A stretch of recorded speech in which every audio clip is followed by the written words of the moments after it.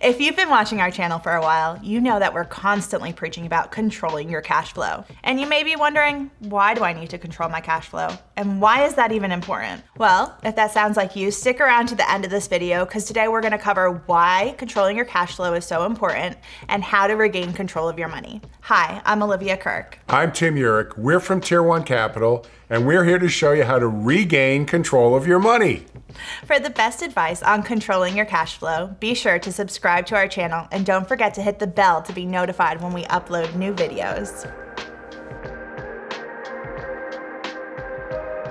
So you graduated from college, you get your first real job, and you start saving for retirement in the company 401k, 403b, or other company type retirement plan. You're moving yourself forward, or so you think, because you're saving for retirement. It seems to be the responsible thing to do. Unfortunately, what it literally does is separates us from our money when we need it most, obligates our cash flow towards that retirement, and then literally holds us back. So how does it hold us back?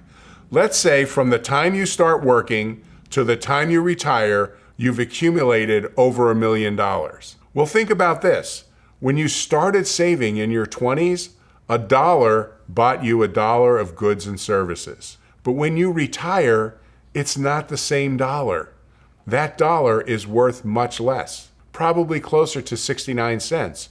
So now your $1 million doesn't have $1 million of buying power. It only has $690,000 of buying power. But it gets worse because now when you take money out of that account, you're taking it out on the million and you're taxed on the million. So let's say you're in a 25% tax bracket. Poof, there goes another $250,000 of the $1 million. Now you're down to $440,000. And when you do the math, you might have a net rate of return, net of taxes and purchasing power, of about 1.5 to 2%. Now, let me tell you, what you don't realize is that every single day, in order to get a 6 or 7% rate of return in your retirement account, you had to put your money at risk every single day for over 40 years. So let's summarize or recap exactly what happened. You made the responsible decision to save for retirement in a government qualified retirement plan. But what you didn't realize is, number one, your money was exposed to the risk of Wall Street. Number two, inflation ate away at the buying power of your money. And number three, the government is going to take a big chunk of the money when you take it out in retirement. So you've separated yourself from your money, from your cash flow, and under the idea that you're going to move yourself forward. But there are so many forces pulling you back that you don't see that it's almost impossible to get ahead financially. Now, let's just take a step back. We're not saying you shouldn't be saving for retirement. In fact, you should be saving for retirement. But what we're suggesting is that you save in a place where you have complete liquidity, use, and control of that money everywhere along the way so that you could reach your financial goals. Not just in retirement, but everywhere along the way, because we have to live along the way. And we want you to do that without being dependent on banks and credit cards for access to money, or the government rules to access your money, or Wall Street to grow your money efficiently. When it comes to your monthly cash flow, every decision you make has a ripple effect. So you chose to save for retirement in a qualified plan, but you don't have access to that money. So what happens when you want to go on vacation, send your kids to a private school, do a home improvement, or buy a new car? You're forced once again to go borrow. And what does that do? It further pinches your cash flow. That's the ripple effect. And with every ripple you make in your monthly cash flow, it gets harder and harder to save in a place where you have liquidity, use, and control of your money. So let's start with answering the question, why is controlling your cash flow so important? And to answer that, let's take a look at all of the ways that the government, Wall Street, and banks systematically get their hands in our checkbook every single month. Oftentimes, they're in there so much so that we're not saving for ourselves, for our future, for our families. It's really simple when you think about it. Financial institutions, large corporations, The government, they have rules, and those rules are really simple. Number one, they want to get our money.